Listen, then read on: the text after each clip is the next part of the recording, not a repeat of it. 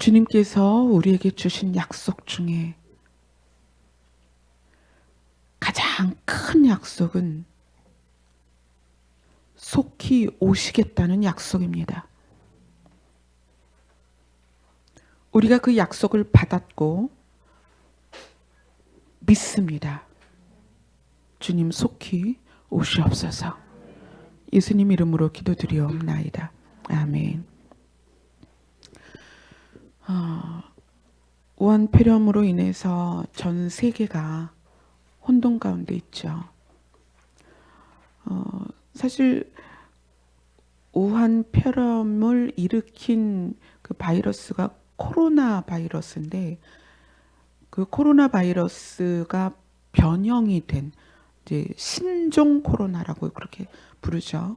이미 우리에게 폐렴을 일으키거나 호흡기 증후군을 일으키는 바이러스는 예전부터 있어 왔습니다.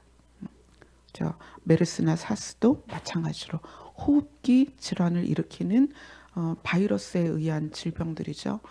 근데 그런 것들이 예전에도 있었고 지금도 있고 지금 이제 많이 드러날 뿐인데,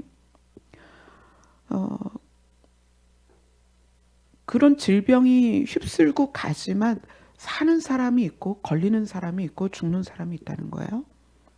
걸린다고 또 다 죽는 건 아니니까. 안 걸리는 사람, 걸리는 사람, 걸려도 사는 사람, 걸려서 죽는 사람이 쭉 있습니다.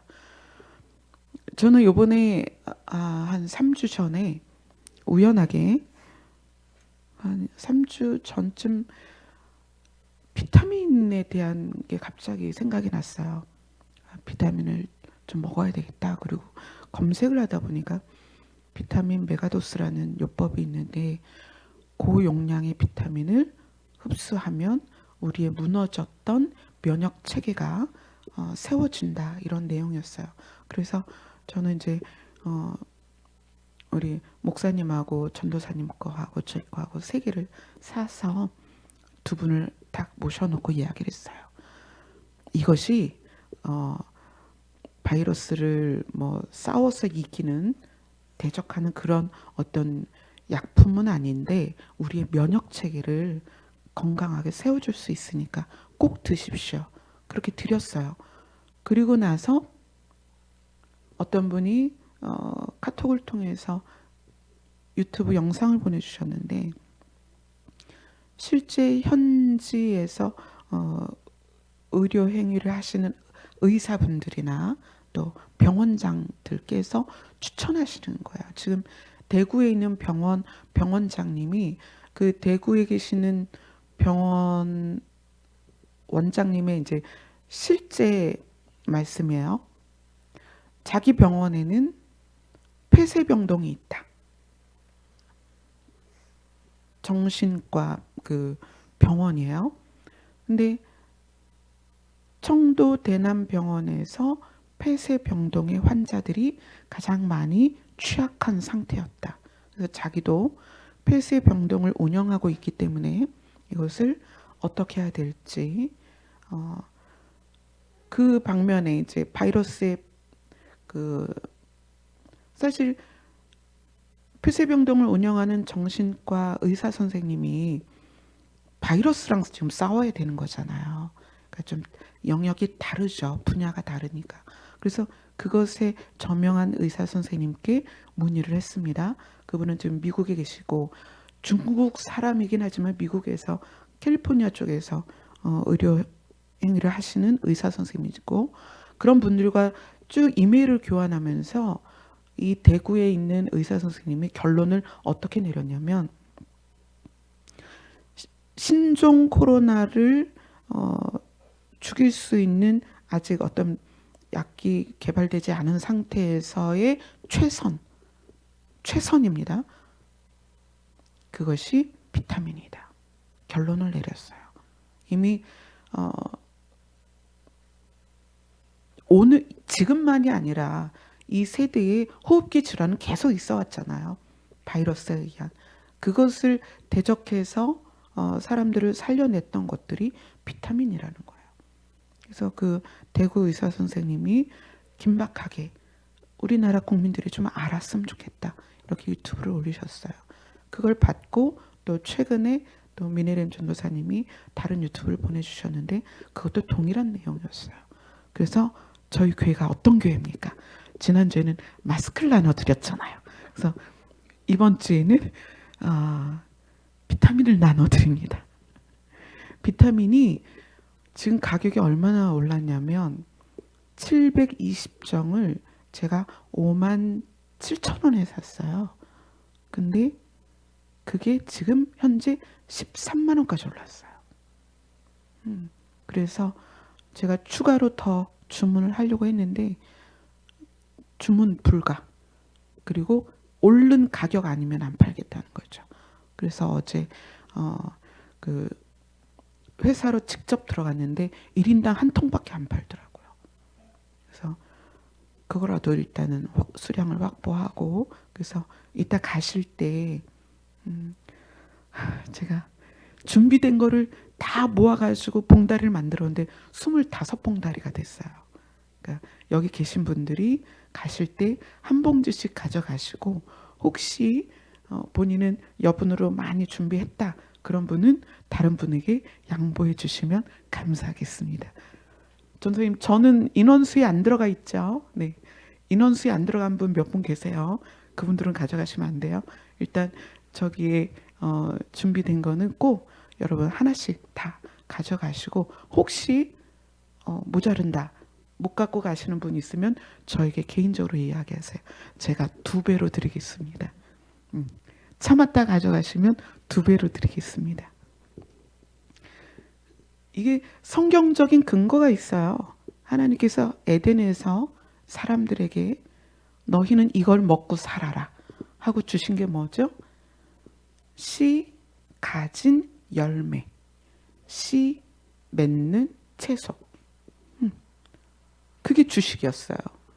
그럼 노아 홍수 때까지 사람들이 그걸 주식으로 먹었습니다. 노아 홍수 이후에 사람들이 육식을 하게 됐으니까. 그러면 뭐죠?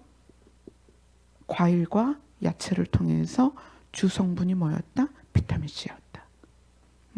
이게 성경적인 근거가 되는 거예요. 그래서 여러분들이 과일이나 채소를 많은 양을 드시기는 어렵잖아요. 우리 면역 체계가 다 약해져 있으니까 비타민C 제가 드리는 것부터 먼저 드시고 준비하실 수 있는 만큼 비타민C를 준비하셔서 드세요. 비타민C는 많은 양을 섭취해도 그것이 다 체외로 빠져나갑니다. 그래서 축적되지 않기 때문에 많이 드세요. 그 의사 선생님 말고 비타민 메가도스법을 우리나라에 계속 이렇게 알리셨던 분이 이런 실험을 했어요. 자기 학생들을 데려다가 비타민 고용량을 투여하고 그 다음에 시간마다 피를 뽑았어요. 이 비타민이 얼만큼 체내에 머무르는가. 그랬더니 아무리 고용량을 투여를 해도 비타민은 4시간만 머뭅니다. 그리고 다 빠져나가요. 그래서 여러분들이 걱정하지 마시고 지금 제가 목사님이나 전도사님께는 그렇게 말씀드렸어요. 지금 제가 나눠드리는 게 한 알당 1000ml입니다. 근데 제가 어떻게 말씀드렸냐면 2알씩 하루 3번 드시라고 그랬어요. 6000ml죠. 굉장히 많죠? 여러분 빨리 여러분의 면역 체계가 복구가 돼야 되기 때문에 그렇게 고용량을 투여하세요. 괜찮습니다. 그게 남는 거는 다 밖으로 빠져나갑니다. 그 대신 물을 좀 많이 드셔야 된다고 그렇게 이야기를 하네요. 자, 본문으로 가겠습니다. 오늘 말씀은 누가복음 21장 34절로 36절 말씀입니다.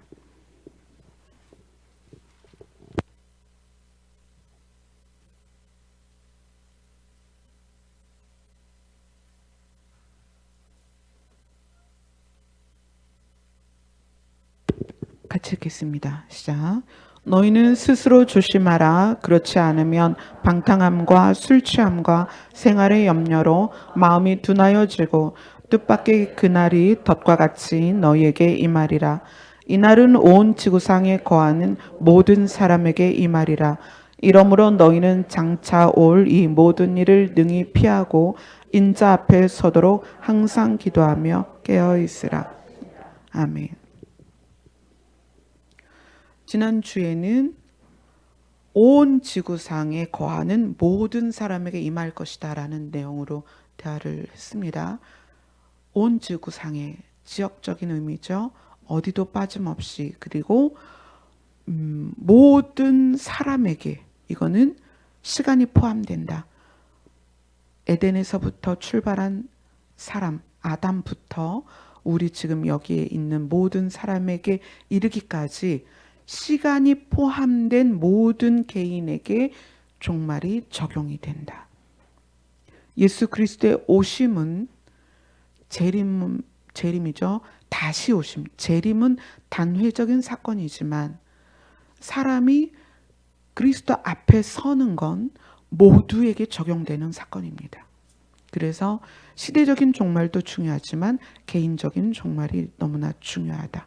우리가 그것에 대하여 준비되어 있어야 된다. 그래서 세상은 두 부류의 사람으로 나눈다.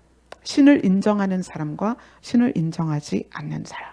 그리고 신을 인정하는 사람들 안에서, 하나님을 인정하는 사람들 안에서 지난주에 끝부분에 잠깐 못 나눈 게 있어서 그거를 나누고 오늘 본문으로 들어가겠습니다. 신을 인정하는데 그 신을 인정하는 것이 나를 위해서 신을 인정하는 것이 있고, 신을 인정하면서 신 편에 서는 사람이 있습니다. 그래서 그 부분에 대해서 조금만 더 나눠볼게요.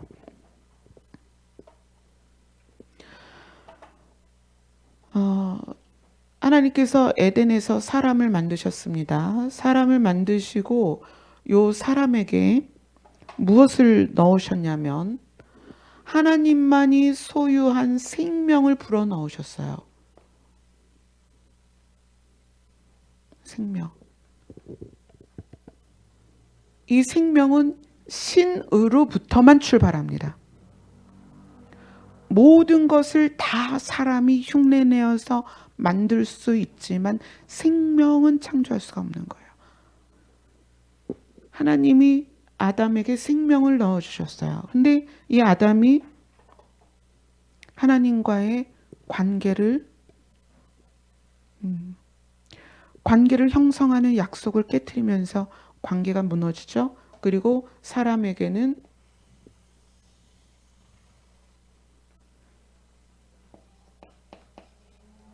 어떤 육이냐면 사망에 지배되는 육체가 되어버립니다. 이게 이제 사람이에요. 우리는 하나님이 주신 생명을 소유했지만 사망에 지배되는 육으로 살고 있다. 그래서 하나님은 우리에게 너희가 선택해라. 신을 인정할 것이냐, 인정하지 않을 것이냐. 그리고 신을 인정한다면 너희는 내 편이 될 것이냐, 아니면 너희 자신을 위해서 살 것이냐. 그래서 우리는 그 기로에 서 있습니다. 나는 나를 위해 신을 이용할 것이냐, 아니면 나를 버리고 신 편에 설 것이냐. 하나님께서는 하나님의 소원을 이렇게 말씀하셨습니다. 우리가 지난주에 하나님의 소원, 하나님의 뜻, 첫째는 뭐라 그랬어요? 구원이다. 우리를 살리는 것. 뭐 이걸 이제 속량이라고 표현하죠. 두 번째는 뭐죠? 동거다. 우리와 함께 있는 거다. 함께 사는 거다. 그것이 에덴에서 하나님께서 사람에게 보이신 그거죠. 동거, 함께 사는 거. 근데 이것이 깨어지고 나서 하나님께서 다시금 우리를 구원과 동거를 이루기 위해서 계획하신 것이 첫 번째는 율법이었어요. 그러니까 율법을 통해서 그것이 이루어지지 않아서 다음에 두 번째 약속으로 이루어진 게 신이 직접 오는 거죠. 자, 신이 우리에게 오시는데, 자, 신이 우리에게 오시는데 어떻게 오시냐면, 이 신이 우리에게 나를 선택하지 않는 이유가 너희가 내가 누구인지를 모르는구나. 나는 너희 편이다. 나는 너희 편이다. 편의, 그러니까 한 팀의 가장 특징이 뭐냐면 유니폼이라 그랬잖아요. 유니폼. 그죠? 유니폼. 예수님이 신이신데 신으로 짠 나타나셔서 능력을 베푸시고 영광을 드러내시면 사람들이 다 그 앞에 순종할 거예요. 그러나 하나님은 아주 독특한 방법으로 오셨습니다. 어떻게? 하나님이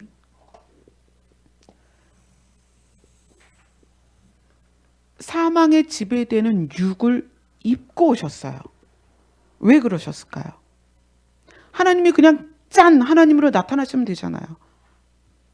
하나님의 아들 예수 그리스도가 그냥 신으로 탁 나타나면 온 인류가 그 신 앞에 복종하지 않을까요? 왜 그 방법을 택하지 않았을까요? 하나님이 사망에 지배받는 육의 몸으로 오신 이유는 우리에게 내가 네 편인데 너도 나를 선택해야 되기 때문에. 그러니까 이거는 이제 자유의지 부분이죠. 근데 이 자유의지가 어떠해야 되냐면 순수한 동기여야 한다는 거예요. 순수한 동기. 만약에 하나님이 사망에 지배되는 육으로서 오지 않고 정말 신으로서 영광스러운 모습으로 탁 나타나면 사람들은 하나님을 사랑하든 사랑하지 않든 자기의 유익을 위해서 하나님을 선택하게 돼 있어요. 그게 사람이란 말이에요. 그러니까 하나님께서 우리에게 순수한 동기로 자기 자유의지를 통해 신을 선택하는 방법을 어떻게 했느냐? 우리와 같은 옷을 입으셨다는 거예요. 그리고 오셔서 이렇게 이야기하셨죠? 내가 너희를 사랑한다. 내가 너희를 위해서 왔다. 같은 유니폼을 입으셨다는 거예요. 그게 뭐다? 육의 옷이었어요. 그리고 예수님이 스스로 우리에게 사망의 영향을 받는 육의 특징과 육의 성질을 그대로 우리에게 보여주셨어요. 자기 자신을 통해서. 잘 봐봐. 육이 어떤 거냐 하면 찌르면 찔리고 죽이면 죽는 거야. 육의 특징입니다. 사망 권세 안에 있는 육이기 때문에 예수님이 직접 그거를 보이신 거예요, 우리에게. 나는 너를 사랑해서 왔어. 너는 내가 살리고 싶은 존재야. 근데 너는 뭘 갖고 있니? 사망에 지배받는 육을 가지고 있잖아. 자, 봐봐. 내가 본을 보여줄게. 그리고 예수님이 하신 게 뭐냐면 우리와 똑같은 유니폼, 사망에 지배받는 육을 입고 오셔서 배고픈 것, 가난한 것, 이런 걸 다 보여주시는 거야. 나는 신이지만 육을 입고 있으면 사망의 영향을 그대로 받는다. 심지어 신이신 하나님이 어떻게 됐어요?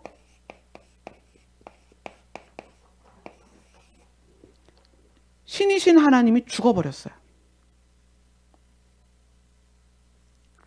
사람들에게 왜 하나님은 사람의 몸을 입고 오셨는가? 육의 특징을 적나라하게 우리에게 보여주시는 거예요. 잡아가면 잡혀가야 되고, 찌르면 피가 나고, 고통스럽고, 심지어 죽었단 말이에요. 예수님은 자기 자신이 신이신 걸 드러내셨습니다. 죽은 자를 살렸잖아요. 38년 된 병자를 고치셨습니다. 나면서부터 앉은뱅이를 일으키셨어요. 소경의 눈을 뜨게 하셨습니다. 그래서 당신이 메시아인 것을 충분히 증거를 하셨습니다. 그런 예수님께서 그럼에도 불구하고 찔리고 상하고 죽는 그 모습을 왜 사람들에게 보이셨냐는 거예요. 왜? 그것이 육의 특징이기 때문에 그래요. 너희들이 그대로 육 안에 있으면 내가 신임에도 불구하고 육의 특징에 의하여 상하고 찔리고 죽는 것처럼 너희가 육을 벗지 않으면 나처럼 된다는 거예요. 육의 특징을 신이 스스로 보여주신 거예요. 여러분, 육의 특징 잘 생각해 보세요. 지금 계속 우리는 시들어가고 있잖아요. 약해져 가고 있고, 고장나고 있고, 눈에도 보이지 않는 바이러스 때문에 죽어가잖아요. 이게 육의 특징입니다.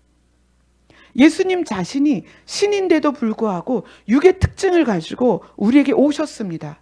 나는 네 편이야. 나는 너를 살리려고 왔어.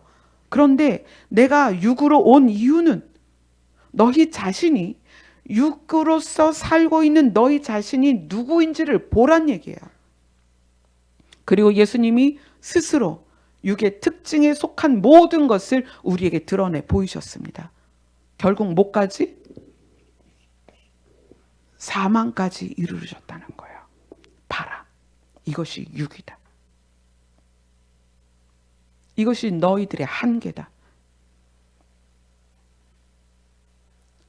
그리고 나서 그걸 보이시고 나서 예수님께서 자기가 신이신 것을 드러내시죠. 어떻게 드러내실까요?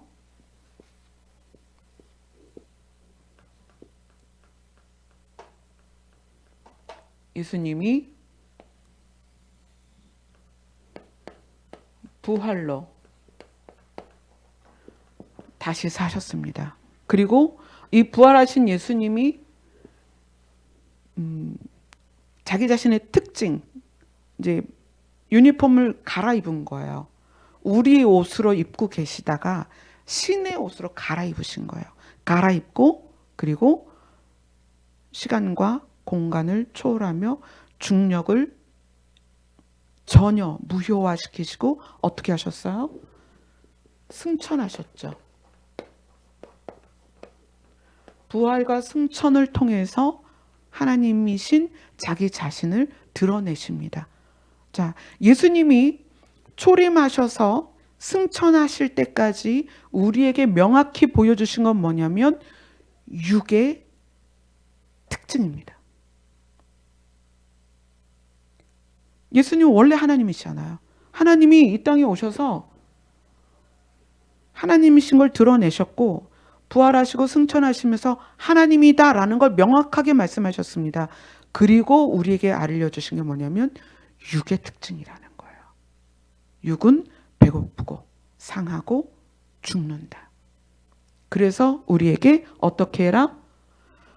너희가 지금 육으로 옷을 입고 있는데 이 옷을 갈아입어라. 어떤 옷으로 갈아입어라? 예수로 옷을 입어라. 그렇게 말씀하셨죠. 예수 그리스도의 옷 또는 예수로 옷을 입어라. 이렇게 말씀하셨습니다.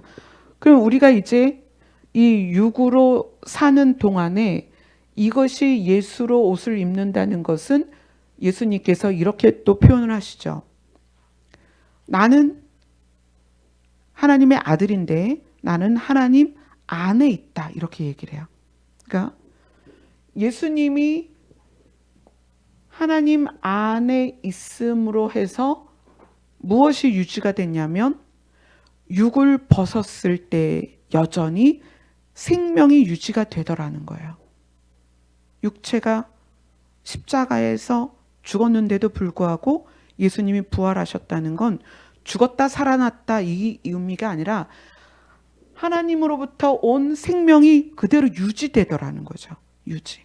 그래서 우리에게 예수 그리스도로 옷을 입으라는 것은 이 안에 있는 하나님이 주신 생명이 어떻게 될 수 있다? 유지될 수 있다. 그래서 사망의 영향을 받는 육 위에 우리가 덧입는다 이렇게 표현해요.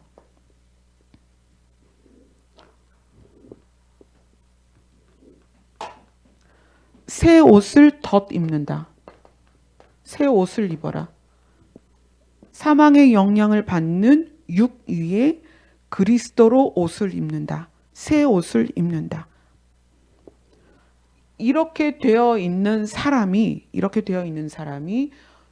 혹시 육이 죽더라도 하나님이 주신 생명이 그대로 유지가 되고 영생의 삶을 산다. 그리고 예수 그리스도가 오실 때 이제 부활하시고 승천하시고 그 다음이 이제 재림이죠. 이 땅에서 사망의 영향을 받는 육으로 살던 우리가 예수 그리스도로 옷 입었을 때 예수님의 재림 시에 우리가 어떻게 변한다? 이 육이 사라지고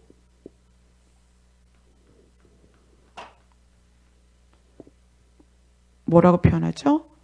썩지 않는 몸, 죽지 않는 몸이 된다 이렇게 표현을 하시죠. 그래서 우리가 지난주에 이제 나눴던 부분 마무리해서 이제 이 부분을 했어야 되는데 못해서 오늘 이제 마무리를 해드리는 거예요. 모든 장소에 모든 사람은 반드시 예수 그리스도 앞에 섭니다. 예수 그리스도 앞에 설 때 예수로 옷을 입었느냐, 예수로 옷을 입지 않았느냐로서 우리는 평가가 될 것입니다. 예수 그리스도로 옷을 입은 사람은 사망의 영향을 받는 육으로서 결론이 나지 않습니다.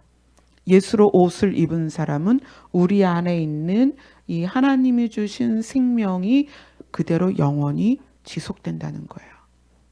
근데 예수로 옷을 입지 않으면 사망의 영향을 받는 육의 성질대로 우리는 죽습니다. 그 죽음은 어디에서 증명이 될까요? 불못에서 증명이 되는 거죠. 이게 이제 지난주 우리가 나눴던 말씀들의 이제 마무리였고요. 자, 오늘은 36절에서 이러므로는 뭘 수식하고 있을까요? 마지막 때가 온 지구상에 거하는 모든 사람에게 있을 것인데 그러므로 너희는 이제 우리 자신이죠. 우리는 장차 올 이 모든 일을 능히 피하고 인자 앞에 서도록. 자, 그러면 이거는 어떤 가능성을 이야기하냐면 이 모든 일을 피할 수 있다 없다? 있다라는 거예요. 굉장히 소망적인 말씀이죠. 피할 수 있다. 피하고 예수님 앞에 설 수 있다. 그걸 지금 이야기하는 거예요.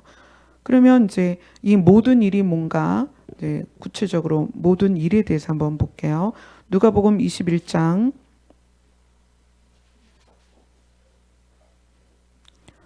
9절부터 11절까지입니다. 같이 읽겠습니다. 난리와 소요의 소문을 들을 때에 두려워하지 말라. 이 일이 먼저 있어야 하되 끝은 곧 되지 아니하니라. 또 이르시되 민족이 민족을 나라가 나라를 대적하여 일어나겠고 곳곳에 큰 지진과 기근과 전염병이 있겠고 또 무서운 일과 하늘로부터 큰 징조들이 있으리라. 네. 모든 일의 첫 번째는 난리와 소요입니다. 난리와 소요의 소문을 너희가 들을 건데 두려워하지 마라. 난리와 소요 안에 우리가 있을 수도 있죠. 두려워하지 말라는 거예요. 자, 난리는 어떤 거냐면 난리는 전쟁과 병난 이렇게 두 가지로 나눌 수가 있어요. 또 난리를 이제 세 가지로 나누면 전쟁, 병난, 재해 이렇게 나눕니다. 전쟁은 나라와 나라 사이의 싸움을 전쟁이라고 하고 병난이라는 것은 나라 안에서의 싸움이에요. 그러니까 뭐 지역 감정 이것도 병난이겠죠. 지역 감정 때문에 진짜로 치고받고 싸우면 그게 병난입니다. 자, 지금 우리가 계속 난리의 소문을 듣고 있죠. 나라와 나라가 대적하고 있고 나라 안에 지역 간의 문제들이 있고 그 다음에 난리 중에 하나가 또 뭐냐면 재해입니다. 그게 이제 자연재해가 있을 수 있고 또 사람 사이에서 일어나는 인위적인 재해가 있을 수 있는데 이 자연재해가 홍수, 지진, 가뭄, 뭐 전염병 지금 그거죠. 이런 것들이 다 난리입니다. 난리에 속한 거예요. 그 다음에 소요는 뭐냐면 사람들이 웅성웅성 떠들썩하게 모여서 어떤 물론 이제 그런 것들이 난리 때문에 사실 소요들이 일어나게 되죠. 난리 때문에 소요가 일어나는데 이 소요는 사람들이 들고 일어나는 거예요. 어떤 일 때문에. 그리고 그 소요는 반드시 공공 질서를 무너뜨립니다. 이것이 지금 이제 우리가 부분적으로 경험을 하고 있죠. 난리와 소요의 소문을 들을 것이다. 그래서 그것을 구체적으로 풀어준 것이 10절, 11절이죠. 민족이 민족을, 나라가 나라를. 민족이 민족을은 이제 나라가 나라를 대적하는 거랑 좀 분리해서 표현을 해놓은 거예요. 한 나라 안에서도 민족이 다를 수 있죠. 중국 같은 경우가 많은 소수 민족들이 모여서 됐기 때문에 중국이라는 나라 안에서 민족과 민족의 싸움이 있는 거예요. 지진, 기근, 전염병 이런 것들이 우리에게 소문으로 들려지고 또 그 현장에 우리가 있을 수 있습니다. 이것이 장차 올 모든 일의 첫 번째이고요. 그 다음에 누가복음 21장 12절부터 17절까지 같이 읽겠습니다. 시작. 이 모든 일 전에 내 이름으로 말미암아 너희에게 손을 대어 박해하며 회당과 옥에 넘겨주며 임금들과 집권자들 앞에 끌어가려니와 이 일이 도리어 너희에게 증거가 되리라. 그러므로 너희는 변명할 것을 미리 궁리하지 않도록 명심하라. 내가 너희의 모든 대적이 능히 대항하거나 변박할 수 없는 구변과 지혜를 너희에게 주리라. 심지어 부모와 형제와 친척과 벗이 너희를 넘겨주어 너희 중에 몇을 죽이게 하겠고 또 너희가 내 이름으로 말미암아 모든 사람에게 미움을 받을 것이나. 예, 거기까지요. 난리와 소요가 있을 것이고 그 다음에 예수 그리스도의 이름으로 인한 핍박이 있을 것이다. 예수님이 오시기 전에 있어야 할 일 중에 두 번째가 핍박입니다. 지금 중국에서는 실제로 한국인이 살고 있는 집에 바리케이트를 치거나 아니면 아파트에서 아예 현관 앞에다 봉인을 해버려요. 그리고 안에서 밖으로 나오면 그 봉인이 찢어질 거 아니에요. 그럼 이 나왔다는 것을 밖에서 알 수 있도록 아예 문 밖에 봉인을 해버렸어요. 지금 국내의 상황은 신천지라는 이단에 이게 지금 집중되어 있는 거죠. 그래서 신천지 명단이 다 정부에 올라갔고 지역 모임 장소가 다 공개가 됐고 심지어 어떤 상황까지 왔냐면 찬미가 이제 며칠 전에 동창을 만났어요. 중학교 동창을 만났는데 실화입니다. 그 중학교 동창이 이런 얘기를 하는 거예요. 내가 누구를 만났다 그랬는데 메시지가 왔다. 당신은 지금 신천지 다니는 사람과 접촉했다. 이렇게 메시지가 왔다는 거예요. 그 얘기는 신천지 다니는 사람이 명단이 다 올라갔고 정부가 신천지인들의 동선을 다 체크하고 있고 그 동선 안에서 접촉한 사람이 누구인지까지 체크가 되어서 그 상대방에게 연락이 왔다는 거예요. 여러분 무섭지 않아요, 이거? 자, 그래서 점점 사회적인 분위기가 어디로 가고 있냐면 기독교 혐오로 가고 있습니다. 그죠? 장차 올 일의 그림자입니다. 앞으로 예수 그리스도의 이름 때문에 우리의 신상이 정부에 다 올라갈 것이고 우리를 접촉하는 사람들에게 경고를 할 만큼 우리는 요주의 인물이 될 것이고 그 다음에 그 상황이 더 악화가 되면 어떻게 될까요? 다 잡아가죠. 그럴 때가 옵니다. 지금 그걸 예행 연습하는 거예요. 신천지를 통해서 앞으로 예수 그리스도의 이름으로 핍박받을 모든 상황을 면밀하게 다 예행 연습하고 있는 거예요.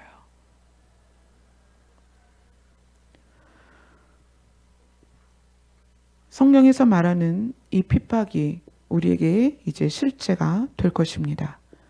교회들이 스스로 문을 닫았습니다. 스스로 문을 닫은 교회는 앞으로 또 다른 일들이 있을 때 닫아야 합니다. 닫지 않을 명분이 없다는 거예요. 이미 닫았기 때문에. 그러면 그들은 그러한 일에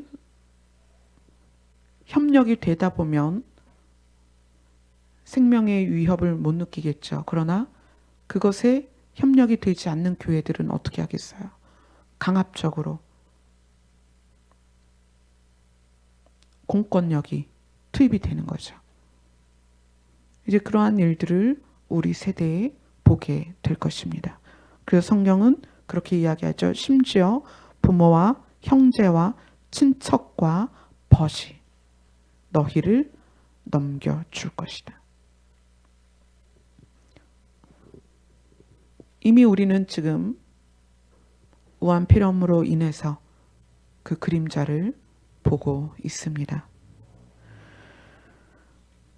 너희는 장차 올 이 모든 일을 능히 피하고 이 모든 일의 세 번째는 요한 1서로 바울이 쓴 데살로니가로 가겠습니다.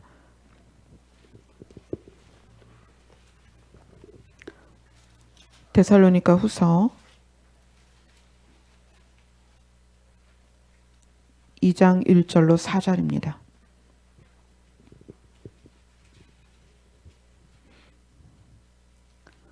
같이 읽겠습니다. 시작. 형제들아 우리가 너희에게 구하는 것은 우리 주 예수 그리스도의 강림하심과 우리가 그 앞에 모임에 관하여 영어로나 또는 말로나 또는 우리에게서 받았다는 편지로나 주의 날이 이르렀다고 해서 쉽게 마음이 흔들리거나 두려워하거나 하지 말아야 한다는 것이라.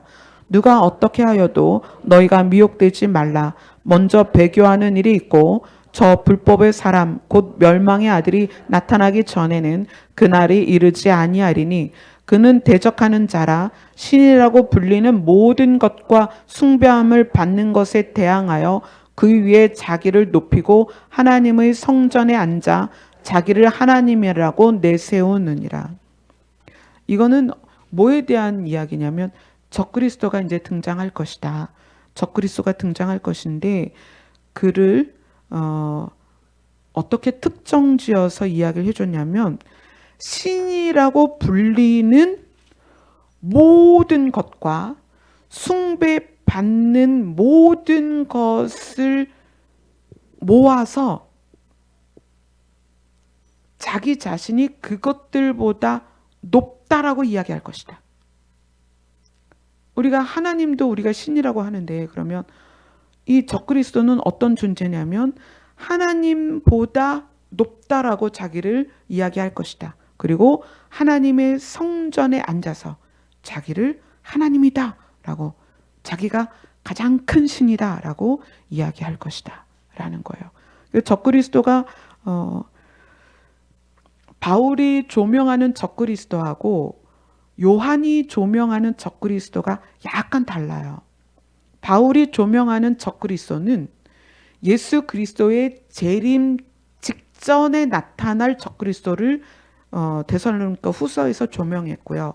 요한은 적그리스도, 그러니까 사도 요한이죠. 사도 요한은 적그리스도의 특징을 이야기하면서 우리도 적그리스도처럼 될 수 있다라는 그 특징들을 쭉 이야기를 합니다. 그래서 그거를 좀 볼게요. 요한 1서로 갑니다.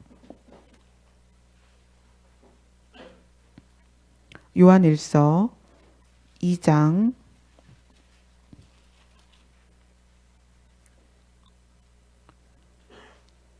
18절 같이 읽겠습니다.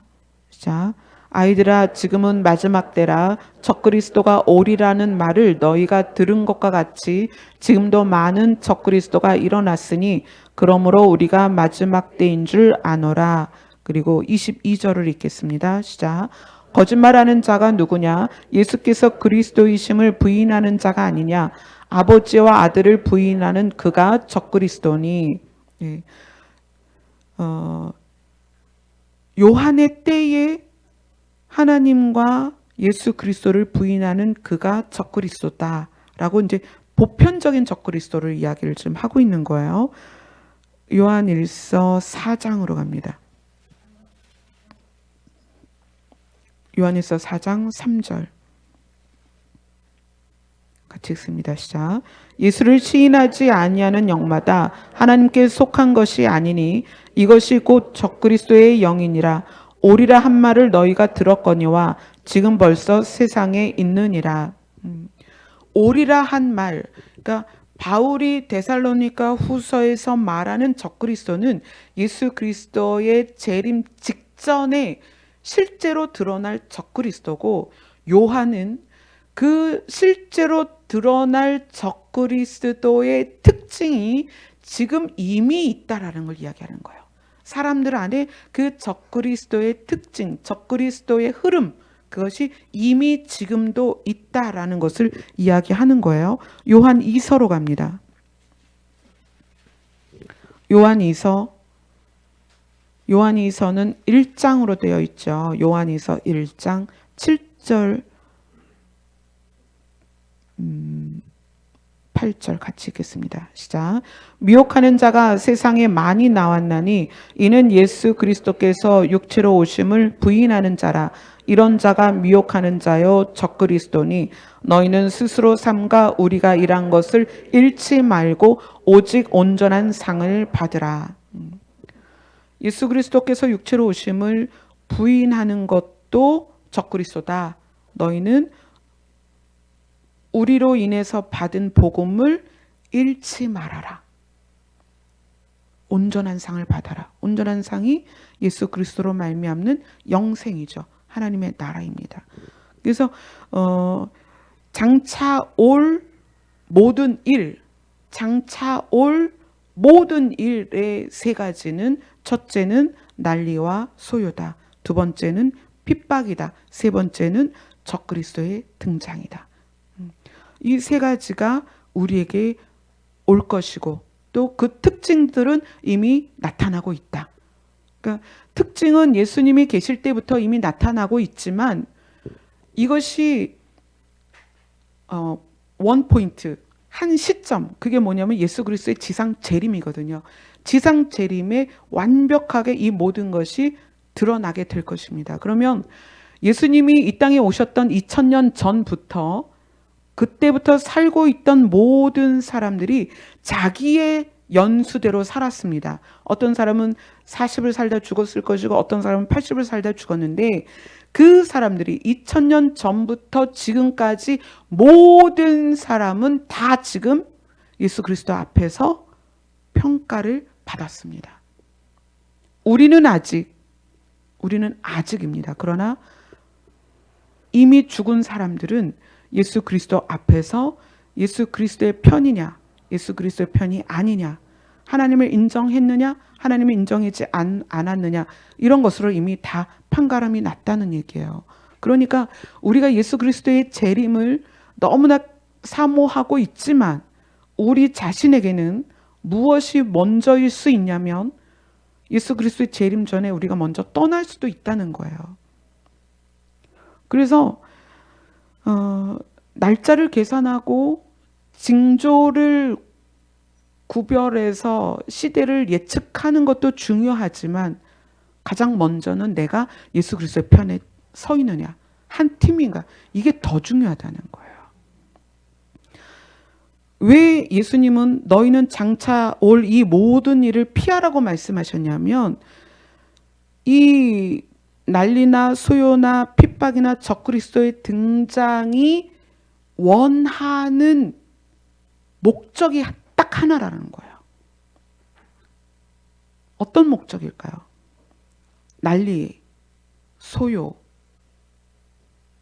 난리 안에 포함된 많은 것들, 또 예수 그리스도의 이름으로 사는 자들을 핍박하는 것, 그 다음에 적그리스도가 등장해서 적그리스도의 영이 이 땅에 흐르는 것, 이 세 가지의 목적은 똑같습니다. 딱 하나입니다. 그 목적이 뭐겠어요? 하나님과 분리시키는 거라는 거예요. 난리와 소요가 왜 하나님과 분리시키는 걸까요? 하나님의 얼굴을 바라보지 못하고 하나님의 혜택에 집중되어 있던 사람들이 난리 안에 들어가면 자기의 믿음을 지탱하지 못합니다. 잘 살고 복 받는 것이 목적이어서 하나님을 찾는 사람들이 전쟁과 질병과 자연재해 안에 중심에 서보세요. 어떻겠어요? 그 믿음은 그냥 무너지는 거예요. 난리와 소요와 핍박과 적그리스도의 등장은 딱 하나의 목적을 가지고 있습니다. 사람을 하나님과 분리시키는 거예요. 그래서 이거를 피해야 되는 거예요. 단순히 난리통에 우리가 난리를 경험하지 않는 것, 그게 아니라는 거예요. 우리는 난리를 경험할 수 있습니다. 소요 가운데 폭동을 우리가 경험할 수 있어요. 그런데 그것이 목적하는 바를 우리가 그 목적하는 바에 우리가 들어가면 안 된다는 거예요. 피하라는 거예요.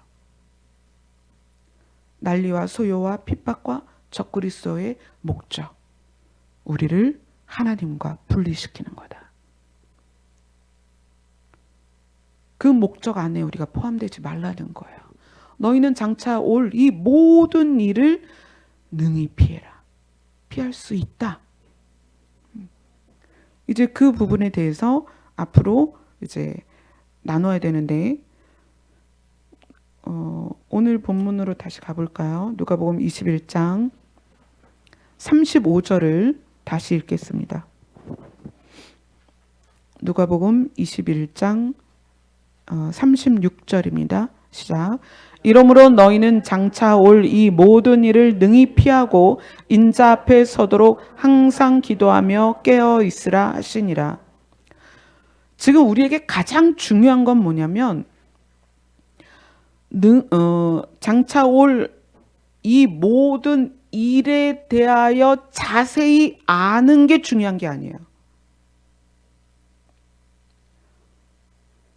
마지막 때 현상, 예수 그리스도의 오심의 시기, 이걸 아는 게 중요한 게 아니라 피하고 예수 그리스도 앞에 서는 것. 누가? 내가 이 모든 일의 목적인 하나님과 분리되어서 사망 가운데 가지 않고 내가 이 모든 일이 일어난다 할지라도 정말 중요한 것은 내가 예수 그리스도 앞에 서는 거예요. 다른 사람도 아니에요. 내가 예수 그리스도 앞에 서는 거. 이게 가장 중요하다는 거예요. 그래서 교회는 무엇을 말해야 돼요? 이 모든 일을 능히 피할 수 있는 능력에 대해서, 이 모든 일을 능히 피할 수 있는 방법에 대해서, 이유에 대해서, 결론에 대해서 나눠야 된다는 거예요. 아멘. 자, 다음 주부터는 장차 올 이 모든 일을 피할 수 있는 방법들. 왜 피해야 되는지는 아시겠죠? 우리가 예수 그리스도 앞에서 우리 안에 있는 하나님이 주신 생명으로 영원히 사는 것, 그렇게 살기 위해서 피해야 되는데, 그럼 내가 어떻게 피할 수 있는가? 그걸 나눠야 되겠죠. 그래서 다음 주에는 그것을 구체적으로 조목조목 이제 나누도록 하겠습니다. 여러분이 보는 것보다, 여러분이 듣는 것보다 더 깊은 곳에서 어둠의 세력과 악한 세력들이 어찌하면 사람들을 하나님과 분리시킬까? 어찌하면 사람들이 하나님을 부인할까?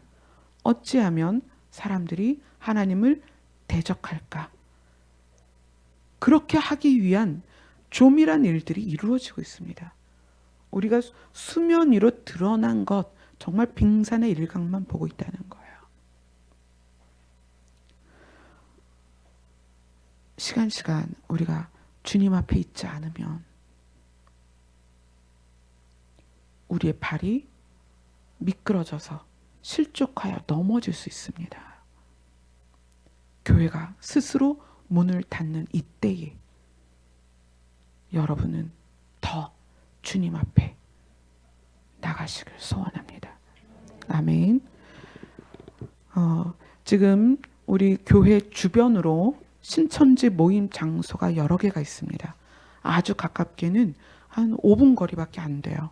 그래서 저희가 뭘 하고 있냐면 처음 오시는 분들을 들어오시지 못하도록, 혹시 방송으로 예배를 드리시던 분이라면 이 우한 폐렴이 잦아들 때까지 계속 방송으로 예배를 드리시기를 그렇게 말씀을 드리고 있습니다. 그래서 혹시 못 들어오시게 한다고 해서 서운해하지 마시고, 이것은 최소한 우리 공동체 안에서 우리가 지켜야 될 그런 규칙으로 세워놓은 것이니까 그렇게 따라주셨으면 감사하겠습니다.